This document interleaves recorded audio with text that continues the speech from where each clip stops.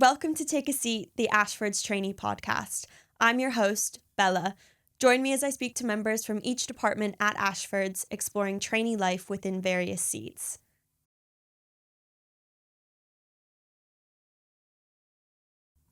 All right, hello and welcome to episode 3 of our Ashfords trainee podcast.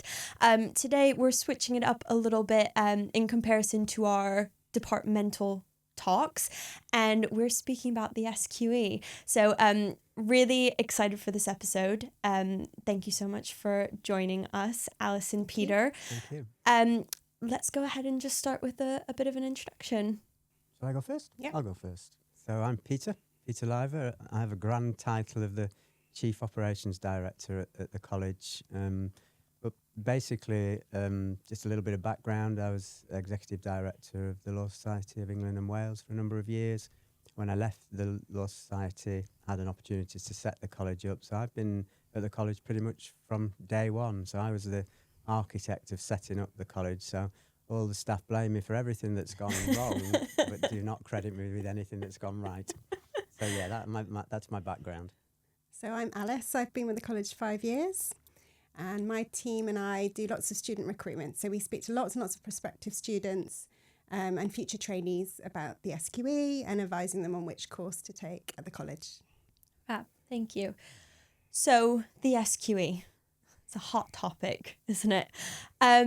Let's just go ahead and start with sort of a brief overview of the SQE for those who don't know much about it. Yeah, so maybe if I give a little bit of a high-level overview. So the SQE, the new Solicitor's Qualification Exam, which is the new route to qualify to become a solicitor in England and Wales, it was discussed and launched by our regulator in 2021. And it now is the only route to qualify as a solicitor. And we'll get into a little bit more detail of what's involved. But in terms of the SQE, that's just one element now of what you have to do to qualify to become a solicitor. So you have to pass these 2 national exams, which we'll talk a little bit more about as we go on today. But alongside that, you also have to have a degree.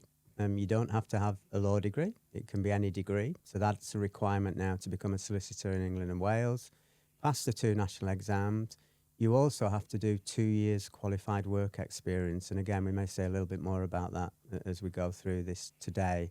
And then finally, you have to pass what's called a fit and proper persons test. But basically, unless you've robbed a bank or done some heinous crime, you will be absolutely fine. So those are 4 elements. But I think today we're going to focus quite a lot on the SQE. Brilliant, thank you. And it's probably worth me mentioning a bit sort of about the routes that we support for our future trainees who are going to study the SQE. So we obviously work with the College of Legal Practice as our provider for our postgraduate study. So the 2, main routes that we support are the SQE prep courses. And obviously we've got some kind of reasoning as to why we've decided to support those pathways as opposed to the LLM, which I would say is something a lot of firms are known for doing in comparison. So just to kind of touch on our reasoning behind that, when you accept a training contract with us, we will ask that you sort of dive straight into the SQE to be able to kind of account for potential retakes and essentially make sure that you are done with all of your SQE before you join us for a training contract. And for those of you who don't kind of know much about the SQE, don't worry, we'll cover it in this episode. Usually those courses are about 20 weeks each for SQE1 and then for SQE2 as well. But I work very closely with Alice to support all of our students on that kind of personal basis, tracking progress and things like that. So those prep courses are the route that we support. So I kind of touched on how we work together, but I think it would be brilliant to kind of go into a bit more detail about what that looks like for you on your side and kind of how you found that. Yeah, okay.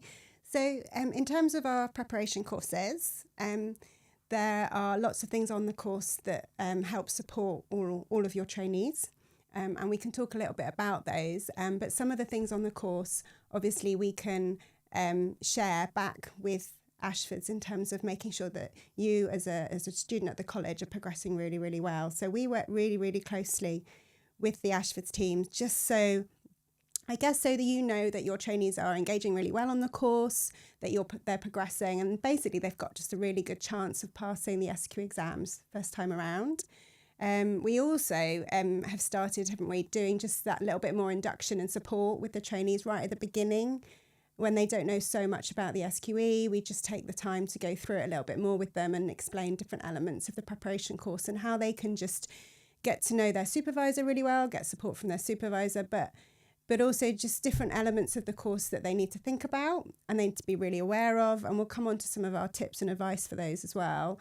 But we do those together, don't we, with our trainees right at the beginning, with the students. And that means that they know what they're setting themselves up for before they start the preparation, and they know what you expect from them in terms of the preparation course, and also how we can help support them. Yeah, setting those expectations early is really important, isn't it? Yeah. And I think that's something that I really appreciate about the kind of relationship that we've built between the College of Legal Practice and Ashfords, is that we have that kind of insight into how each future trainee is developing within the course and that kind of progress, which I think is something that is quite rare in terms of being able to have that much kind of insight. And it just means that our trainees therefore feel that additional level of support and interaction with not only their provider, but also their employer as well, which is incredibly important.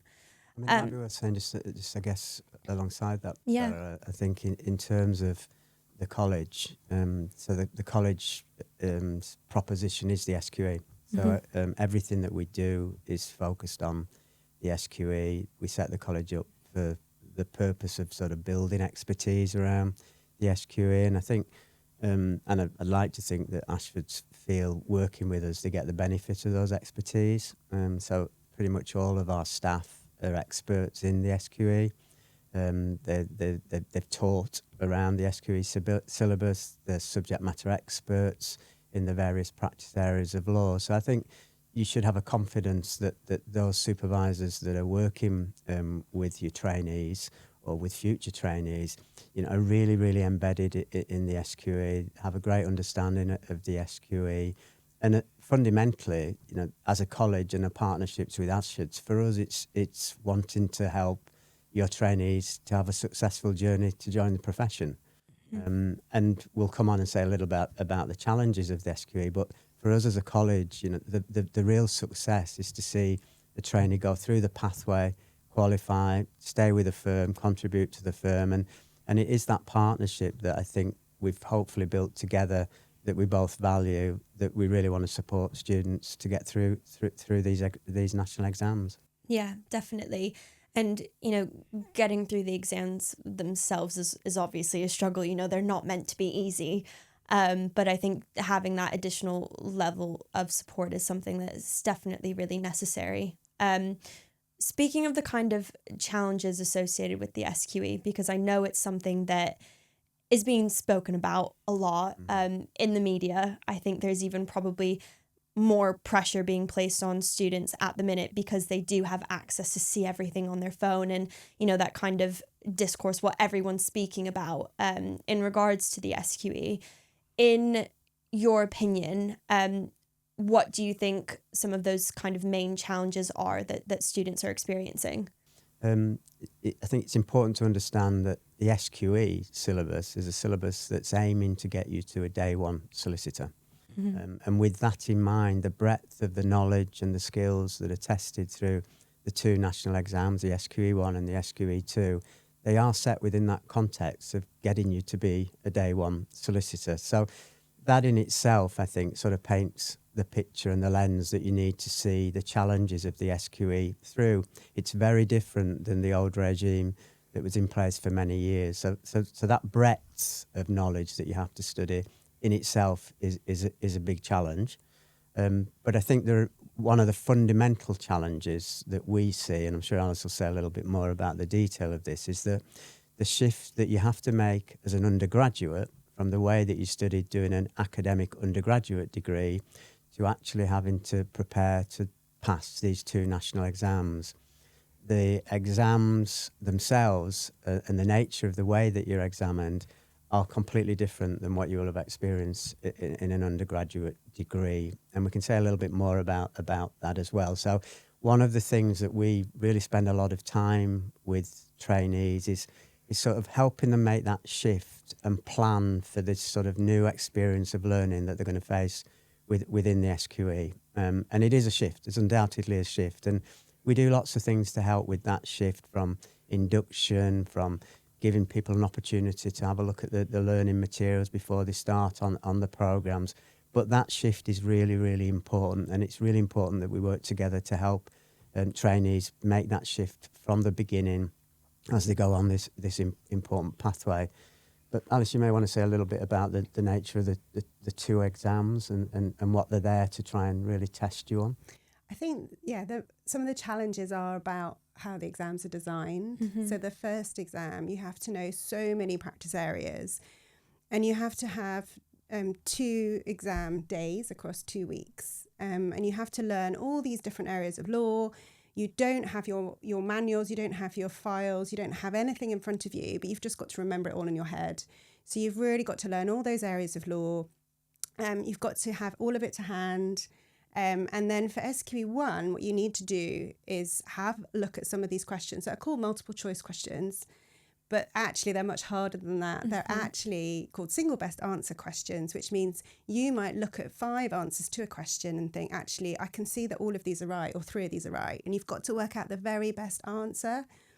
So you've got to do that at pace. So you've got to draw out the legal knowledge from your head very, very quickly and look at this SQE1 question and go, okay, I need to go with the best answer for this question. And you've got to do that repeatedly across lots of practice areas and lots of questions, and it's quite a long day. Mm-hmm. But we help students prepare really well for that day. So that is a common challenge that they face, is that exam experience day. And we know it's really tough and quite intense. And as you say, there has been kind of noise about that. But there are lots of things that students can do to make them feel really well equipped for taking on that challenge of the day. And, some of that is about the information that they can understand prior to it, so they really know what's going to happen when they go in. Yeah, exactly. Some of it is about having lots of mock exam tests in your actual course, and building it up gently and slowly to full exams where you can just prepare yourself really, really well. So by the time you get there and you're on that exam day, you feel really confident and comfortable that you can do the length of exam that you need to do for that 5 hours in that one day. So there are lots of things on the preparation course that will help the students feel like they can face those challenges. But we haven't talked much about SQ2. I don't know if you want to add anything. Yeah, SQ2. I guess just again setting the context for SQE1 and SQE2 in terms of the challenges. Certainly the pass rates on SQE1 are significantly lower than on SQE2. So the national pass rate since the exams started in 2021 for the SQE1, what's called a knowledge test, which Alice has alluded to, is tested by single best multiple choice questions. The pass rates have sort of been low 50%, 55%. They have dipped below that for some cohorts, but they've been in that range. SQE2 much higher. So the national pass rates pretty much from the beginning have been in the sort of mid 70% and seemingly are getting a little bit higher. So what it sort of speaks to is the SQE1 is the real benchmark that you have to get through on this journey. Once you get through that, then the chance of success in SQE2 is much higher. The SQE2 exam is tested very differently. It's not multiple choice. And the SQE2 is often described as a skills exam. What we would say is to potential trainees, it's really 50% skills, but it's 50% knowledge, because you have to have that knowledge from the SQE1 to be able to demonstrate the skills and practice the skills that you will be tested on in the exams in SQE2. So you can see the real different context between how you've studied as an undergraduate. You then go on and tested with multiple choice questions, single best answer, which you probably won't have had a lot of visibility to that in your undergraduate degree. Then you go on and do skills tests where you have to do mock role plays as well. So really, really different learning.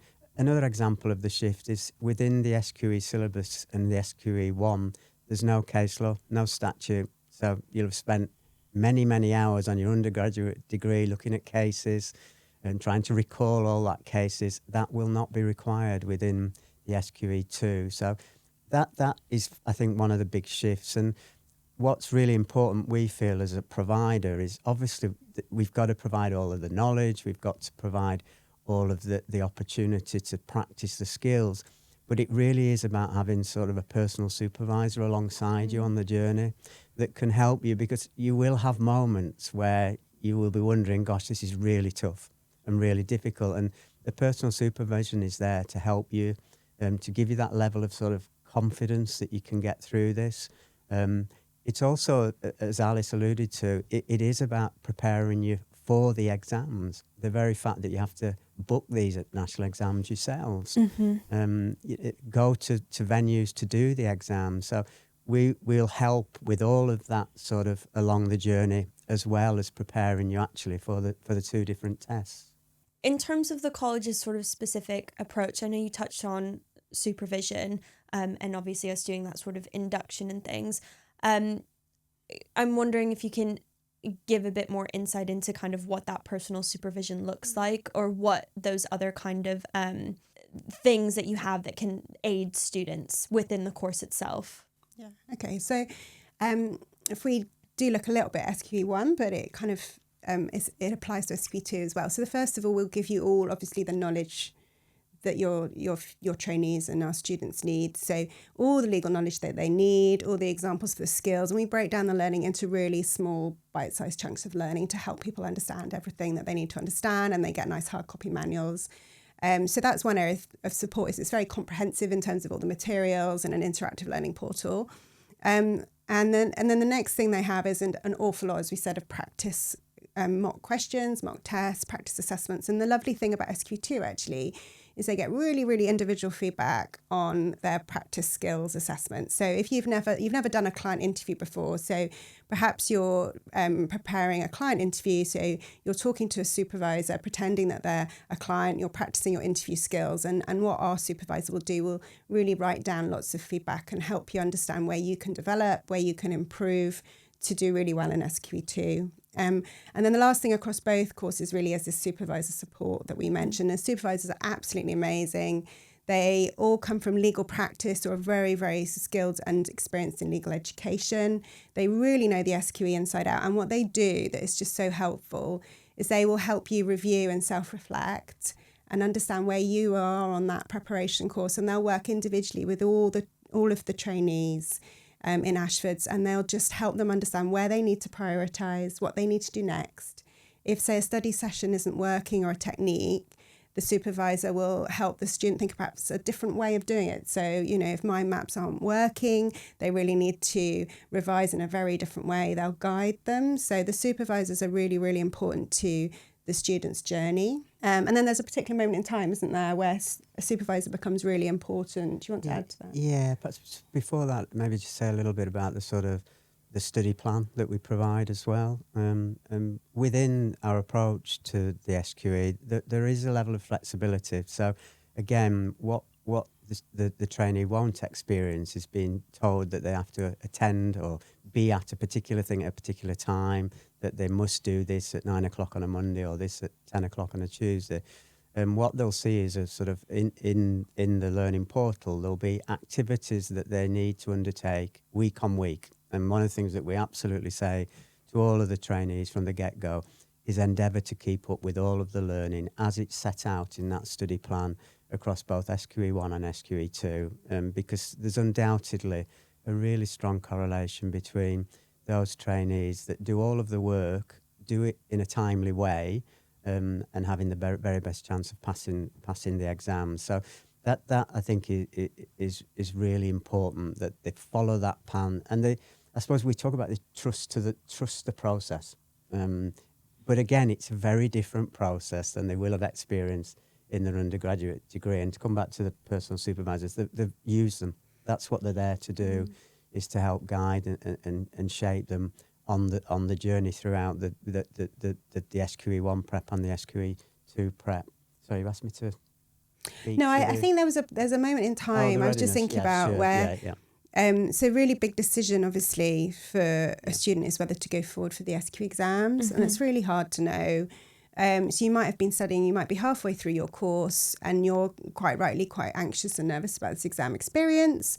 And this is where your supervisor is really invaluable, because the supervisor will talk to you about that point in time. And we don't want students going through to an SQE exam if they aren't ready for it. But we work really hard with yourselves at Ashfords, with our supervisors, to make sure the students have everything they need to hopefully be ready for that exam. And the supervisors will be providing, therefore, hopefully lots of reassurance and support to students at that point in time, where they can say, yes, we really think that you're ready for SQ1, and you can go off, be confident in that exam, and have a really, really good chance of passing. And that's because they're very skilled. They know all the elements of things they see in successful students who pass the SQE, and they can see from the students' performance that they've done really well in the mock exams as well. So they feel like they're in a really confident place. And that links back to you and I working closely together as well, because then I can actually say to you, you know what, your trainees are on that path and they're going to do really well. Yes, please, we recommend that they go forward for the SQE exam. And hopefully, your investment and support in them means that they move through the SQE process, in good time to start their training contract. Yeah, I definitely appreciate that, being able to, get that information from you, and then just regardless of where they kind of are, have that check-in and just make sure that everything's sort of running smoothly, and show that, we are investing in them, not just from a financial standpoint, but obviously investing in them in terms of that support.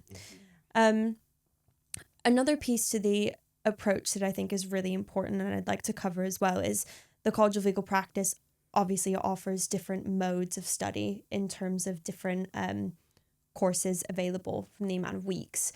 That's something that I think is incredibly important as well, from the kind of social mobility standpoint too, of not everybody's going to be able to jump in and do a full-time SQE course, and, having the opportunity to be able to study at your own pace, however many hours a week you can give to the SQE, as well as, work a part-time job, still sort of support yourself, is definitely valuable. And I know at Ashfords, we obviously offer a maintenance grant to be able to support those, if they would like to do a full-time course, that they still have some, sort of income to be able to make sure that they can live essentially, as well as study.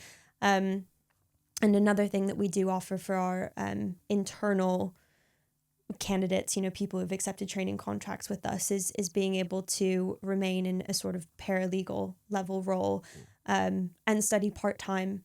So remaining on their full salary, but study part-time, and then, jump back up to normal hours when they're waiting for exam results or have essentially finished the SQE. So it's really nice to be able to have that flexibility and that kind of knowledge of making sure that a student is on the right course for them, and sort of what makes the most sense for their personal circumstances. Just again, to come back to where we started at the beginning, you do have to pass these 2 national exams, but you also have to do the 2 years qualified work experience. So you in effect, you do potentially have that 2 years to prepare and pass these 2 exams. What we often hear, Bella, from students say, I want to qualify as quickly as I can.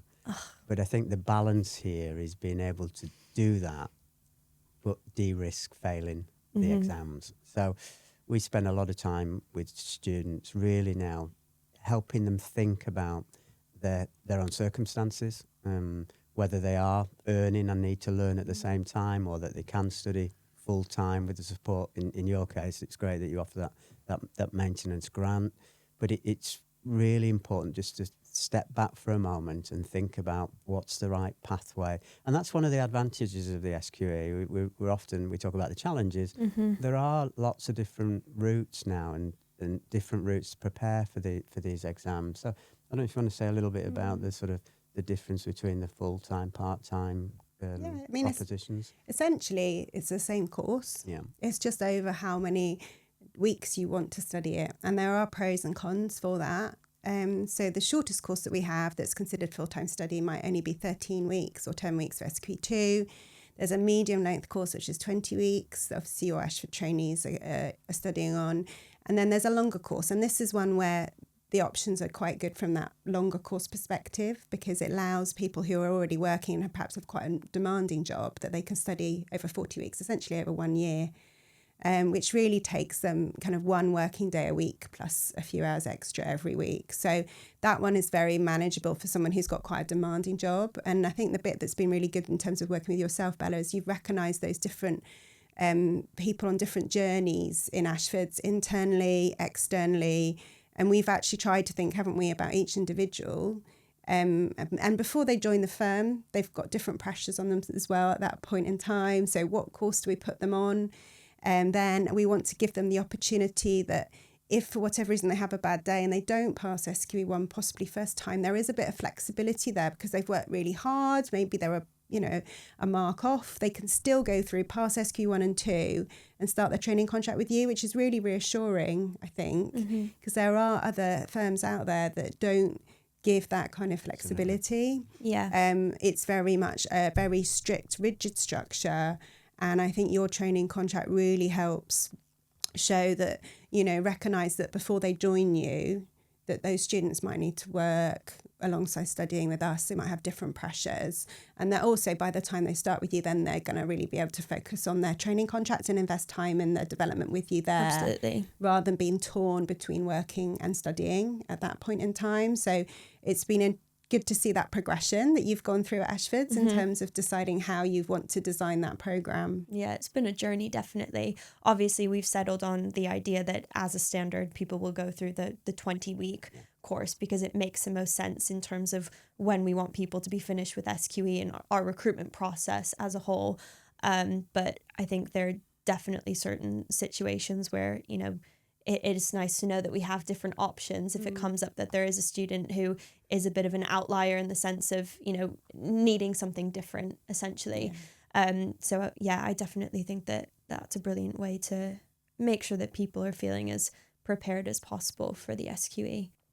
We wouldn't be able to have this conversation about the SQE without touching on some of the wellbeing issues that have been brought up alongside it. So I know it's quite a touchy subject because it's very real and definitely something that as an employer, we're seeing more and more often and are trying to make sure that we're being as supportive as we can because, it's definitely not easy. What sort of wellbeing challenges do you sort of often see and how can students best manage them? We do see students who are very anxious and concerned and they do get stressed, and there are a number of reasons why. And some of those are some of the things we've touched upon already that we can help alleviate and support students with. So some of the anxiety and stress does come from the pressures of the amount that they have going on. So sometimes it is just the sheer volume of work, of study, and just everything else that they have going on in their lives. And it is a lot. And as Peter said earlier, it's a different type of study. The amount of legal knowledge that they have to learn is something that is a surprise, I think, to some students. So I think that is one common area of anxiety, is just how do I balance everything? And I think in terms of answering that concern, there is something about obviously choosing the right pathway that we've talked about.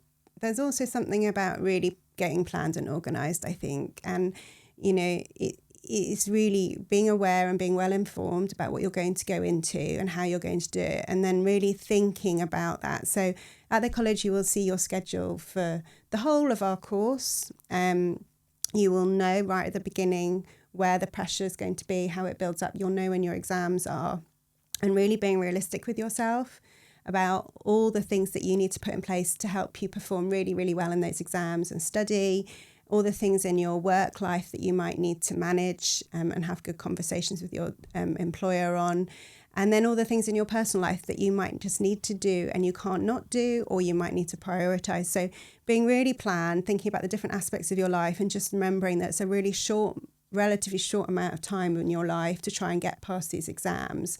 But if you can plan, reflect and work out a really strong schedule from that point in time where you start the course through to those exams, you're just putting yourself in a really, really strong position to do well. And it really is possible to study for the SQE and have a work-life balance. It is possible to do, but you do need to be realistic, because you will need to plan and reduce some of the things that you are currently doing to put yourself in that really good position to pass it. So you won't be able to do everything, but if you plan it and prioritise it heavily, you can still have that work-life balance.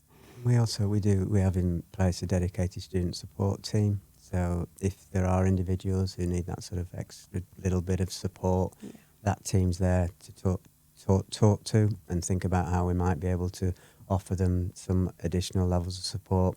In some circumstances, there is a provision of external counselling that might be needed as well. Yeah. But I think to Alice's point, I think the really important thing is that planning, and recognising that, as you say, you have to get the balance right, pretty much from the get-go, in terms of the commitment that you need to this pathway, alongside all the other things that we all have going on in our lives. And I think if you can get that balance right, then with the support, and I think what's really nice about Ashfords is that we see this as a genuine partnership. You know, at the end of the day, everyone has the same goal here, which is about trying to get the trainees through the programme to be successful. And we're sort of invested in it together. And that support is incredible. And I have to say, you know, and we work with lots of different law firms, and they have very different cultures. But, you know, certainly one of the things that we're really pleased to work with Ashfords was the fact that I think sort of, and I don't mean to be trite about it, but, you know, the values that I think Ashfords have as a firm are very much similar values that we have in terms of setting up the college. And so, you know, it's supportive. You know, we want to be supportive of individuals to give them the very best chance of being successful. And I think if you sort of embrace that, then I think you've got a great chance. So yeah, it's that partnership. I think the other anxiety is obviously about whether they're going to pass the exam, and they're going into this exam and they just don't know how likely it is to pass. So a couple of things we've already touched on is we will be able to give them a really clear indication of whether they're going to have a really good chance of passing. And that can't take away the whole pressure of doing these kind of exams, but I'm hoping it can relieve some of that and help with any wellbeing challenges they might have, where they're just really anxious. If students are really anxious about passing, we can reassure them that they've performed really well on the course, that they've got a good chance of passing. Their supervisors there, and the pastoral support from the team is fantastic. So they will, students, they will feel worried, but there are things that hopefully will reassure them, which will help their well-being and their confidence. And I think from an employer perspective as well, they're obviously, you know, if they do have a training contract lined up, they're inevitably going to feel some pressure of, you know, if I fail it the first time around, what's going to happen to my training contract? Ashfords, we offer one retake for each SQE exam, so that's one for SQE1 and one for SQE2 as well.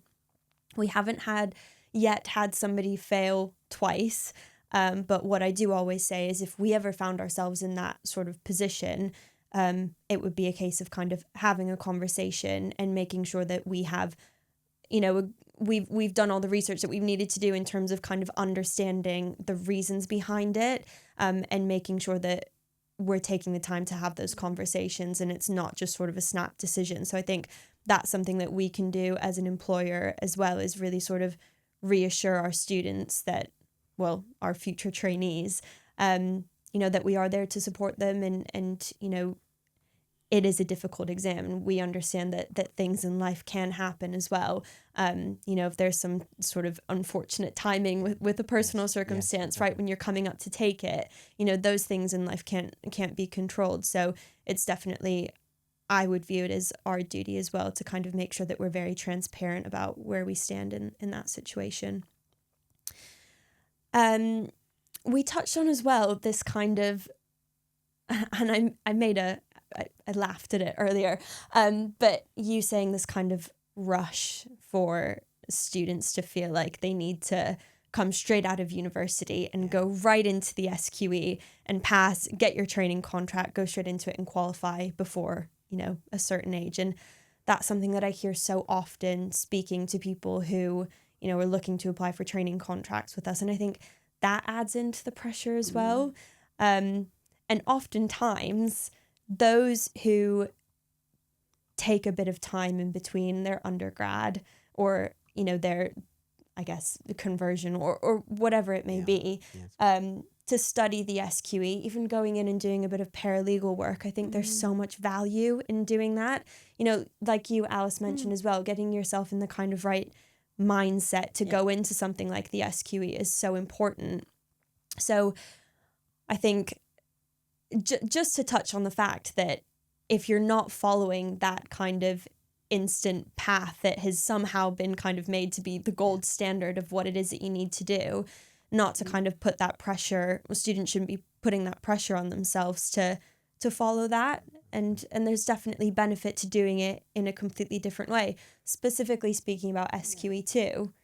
You know, those who've had experience working in a law firm or in that kind of environment, they're going to have picked up plenty of different skills that are going to help you sort of pass that when you get to it. I mean, one of the things that's been really nice, I think, in terms of the SQE is there's undoubtedly been a shift, I think, in the profession to more internal development. Traditionally, I think, for many law firms, they would have recruited externally, they would have gone down the training contract route. But I think what the SQE has done, because of the flexibility around it, has encouraged law firms, and obviously Ashfords is a good example of that, actually now to see the value of identifying individuals that are already working within the firm, maybe doing some executive work or doing some paralegaling work, and giving them an opportunity now as a pathway to progression to qualify. And I think that's definitely a shift that's come as a consequence of the SQE. We're often very critical of the SQE, but there is undoubtedly some benefits, and I think that is one. I think you sort of really have to ask yourself the question when you're on your law degree, and maybe in the second year and in the third year, is you sort of, I think, have to really invest a little bit of time in researching the legal profession, because it's very easy to go onto a law degree and think, well, I want to become a lawyer. But actually, I think it's really important to take a bit of time, find out as much as you can about working in a legal services environment. If you get the opportunity to go on any VAC schemes or any placements, certainly encourage you to take them up, because it sort of it gives you that sense of what it really is like to work in a law firm. And I think to your point, we are seeing quite a lot of graduates will actually take the time now, maybe go and do some paralegaling, which will give them that insight, and then think about, actually, this is the profession, this is the career that I want to progress and go on to the SQE. And absolutely right, Bella, that someone who has been working potentially as a paralegal in a law firm, they will be developing some of the skills that will be tested in SQE too. There's no doubt about that. So it can certainly be a benefit, but I think it is really, really important to sort of just take stock and think about, is this the right pathway for me? Find out as much information as you can, and we're always happy to speak to any students who are interested in finding out a little bit more about whether it's the SQE or what the experience can look like. So, really encourage people to think about that, and think about their journey and what's the right time to make that next and natural step, whether it is to make an application for, in effect, a training contract, or just to take some time out as well. Because you want to get this right. Just in terms of the sort of the SQE exams, you in effect get 3 chances at the SQE exams over a 6-year period. We have seen some individuals that have had to get to their 3rd go and have passed successfully. We see quite a lot of people that unfortunately do fail at the 1st attempt, but they pass successfully at the 2nd. And one of the things that we can do with an individual who finds themselves in that circumstances, they'll have access to all of the materials that they've studied on for 14 months after they've finished on that study. But we can also sort of build a little bit of a bespoke support plan for them as well. So again, in partnership with you, if we feel that there's some additional support that might just get them over the line, then we can put that in place as well. Yeah. Brilliant. I think it's so important, just kind of circling back to the whole emphasis on the internal recruitment process. I think that's something that is incredibly valued by Ashfords. We're probably leaning a bit more towards, our internal process is still to the same sort of quality standard as it is with our external process as well. But we place a lot of emphasis and value on kind of, that retention and helping people sort of develop their careers from the kind of initial point. And majority of our partners did their training contract with us. Yeah. So, it's really, really common to find that a lot of the people in Ashfords that you're going to speak to really sort of have been with the firm sort of from the beginning. And I think that's really special when it comes to a law firm, because you don't see that quite often. But I think it just goes to show that when you're given the opportunity to be able to develop your career and keep that quality of work while also being in a really supportive sort of culture and environment, it's a sort of perfect storm, really. And seeing that you value your internal trainees, recruited trainees, as well as your external on a par, and they're seen as equal, I think is incredibly valuable. Yeah. And there's no two-tier system within that. And in fact, those paralegals who already know your organisation will make such strong solicitors and newly qualified solicitors. Definitely. Because they'll have had an additional X number of years before they've even started a formal training contract with you. Yeah. Or they may well be ready to qualify into that without, doing that much more than their paralegal role that they've done already. So that's a really, as you say, that's quite unusual, and in terms of not putting more emphasis on the external recruitment, but really valuing your internal development programs as well. Definitely. I mean, by that point, they'll know the firm inside out. So they'll know that this is a place that they would like to train with us. But even on the point of just anybody having that kind of initial paralegal experience before going into the SQE, I mean, as someone who reads our applications for our training contracts, somebody who has taken the time to kind of really be sure that their motivation is in the right place, that law is the career for them. When we're asking these questions in interviews and things, it's so simple. They've had the time to think about it, and it's not like they need to sort of think of an answer because they are swept up in the kind of idea that, well, I'm in second year of university in a law degree, everyone else is getting a training contract, that's sort of what I need to do. So there's definitely so much benefit in that, and I think it's really important to mention the other kind of routes and the other way of doing things, because I don't think it's spoken about enough. Just so much pressure. So but it is coming back to I don't want to flatter Ashfords too much, but I think no, please do keep it coming. I think sort of having been around the profession for a number of years and worked with lots of different law firms, from magic circle law firms to single practitioners, the culture of the way you work is really important, and the best measure, to your point, is retention. And the very fact that you said that quite a lot of your partners started on training contracts is a real reflection of the positive culture that you had at Ashfords. And that is not the case. I can assure you that is absolutely not the case in all law firms. Again, I think that it's really about thinking about and just sort of trying to educate yourself as much about the different sort of parts of the market. It's a very different experience, for example, working in a magic circle law firm than it might be in a much smaller law firm. And you just have to really sort of think about it, because sort of if you ask the question of everyone, say, where do you want to work? I want to work in the city. I want to work with one of the big magic circle firms. Well, find out what it's like to work there. That's what I would say before you think about that's where you're going to aim for. But genuinely, I think having got to know Ashfords, and this is the very point you make, that people stay, that's a reflection of the culture of the environment that you're working with. And that's true in any professional environment, frankly. People who are happy will stay. If they're not happy, they'll go elsewhere. Yeah, definitely. I think this year we were on track for 95% trainee retention rate, with only one trainee unfortunately not staying with us. But within the past, I want to say 3 to 5 years, we haven't dropped beneath 80%.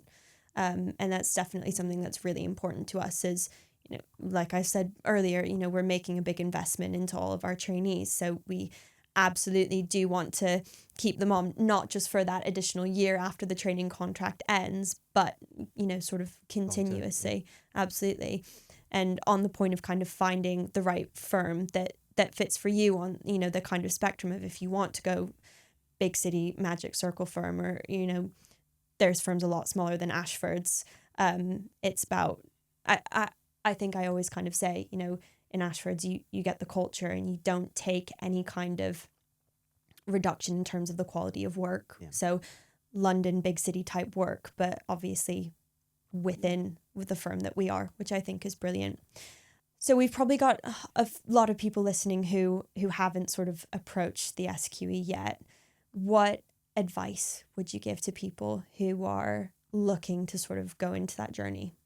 If you're looking to go into the SQE and you're at a really early stage, I think one of the things that we've mentioned is think about whether you're ready to start making that journey now. And there are a few things that you can do to understand the SQE better to make that decision. But you really need to understand whether you want to become a solicitor first. So you need to be absolutely sure about that. And then you really need to understand the exam that you're going to take.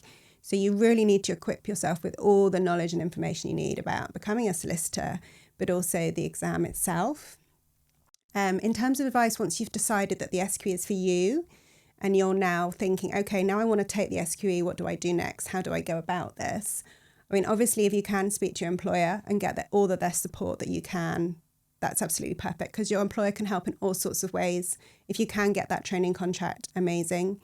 Otherwise, if you can get that support with funding, with time, with just recognition, that's somewhere you need to go to try and get as much support as you can in terms of thinking about how you plan that route through the SQE.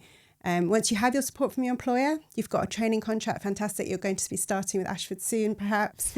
I think it then moves to the practicalities that we've spoken about, which is all about planning and organisation, about informing yourself about it, and perhaps also going back through some of those foundations of law that you've had in your law degree, because you will need to make sure that you really do know some of those as well.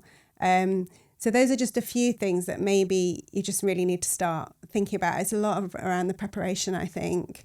I think the one thing I would say is there's a lot of noise around the SQE. There's a lot of noise around pass rates, but there are lots and lots of trainees and students that are having a successful journey, and we're already hearing and seeing how success and what that looks like now, because we're seeing solicitors now that have qualified, that are in practice, that probably have benefited from the fact that they've gone through a syllabus that is preparing them for a day one solicitor. So, you know, yes, there's noise, but I think, you know, the end goal, it's achievable. You can get there, but just educate, find out as much as you possibly can. Talk to us, talk to other providers, but find out as much information as you can. And then, to Alice's point, I think really plan carefully. And if you are successful in getting a training contract, that's great. But in itself, do not see that as meaning that you will be successful in the SQE. It's great to get a training contract, still got to pass these 2 national exams. Mm-hmm. And don't underestimate it. I think that's something you've said quite a lot, isn't it? Don't underestimate the SQE. No, I think approach it positively will be my advice. But find out as much as you can about the SQE. I definitely agree with that positivity side of things. I feel like it's so easy to get swept up in the media and all of the negatives. But I think at the end of the day, the SQE is here to stay. So it's about how we best sort of work with providers like yourselves and our students to be able to ensure that they're getting the most out of the experience as well. I'm sure we could sit here and talk about the SQE for forever. And there is so much information out there about the SQE. But I really encourage anybody who's interested in learning a bit more about the College of Legal Practice or the courses that they have to offer to head to your website and read up. They've got plenty of information on all of the things that they do have to offer. And if you're interested in learning a bit more about our training contract opportunities, you can go to our website as well, and training contract applications are open. So please do take a look. Thank you so much, Alice and Peter. It's been an absolute pleasure having you.